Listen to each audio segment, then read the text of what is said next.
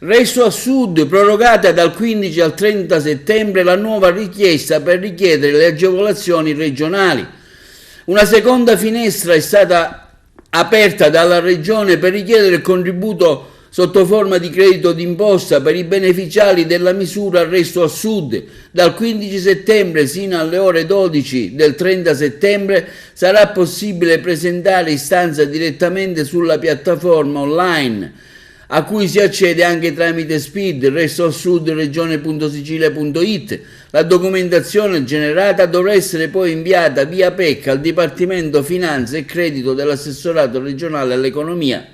E quando dispone il decreto assessoriale 41 del 10 agosto, i fondi disponibili, che sono residui per il 2022, ammontano a circa 2 milioni di euro. Si tratta della misura prevista dall'articolo 17 della legge di stabilità 2020-2022, con cui la Regione ha potenziato la misura statale di Resto a Sud, che ha come obiettivo di incentivare le nuove aziende cosiddette start-up e l'insediamento con le finalità di contrastare l'emigrazione dei giovani professionalità.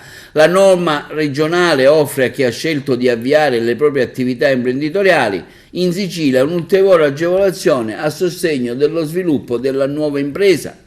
I soggetti beneficiari degli incentivi di Resto a Sud.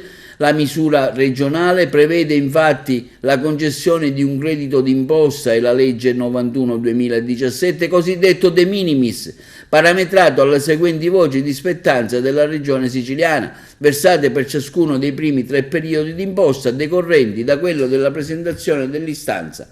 Addizionale regionale all'imposta sul reddito delle persone fisiche, tassa automobilistica per gli automezzi di proprietà immatricolati in Sicilia, necessario ovviamente al ciclo di produzione dell'attività produttiva, o per il trasporto in conservazione condizionata dei prodotti, imposta di registro ipotecaria e catastale e di bollo per l'acquisto di beni immobili ricadenti nel territorio regionale, connessi ovviamente allo svolgimento dell'attività.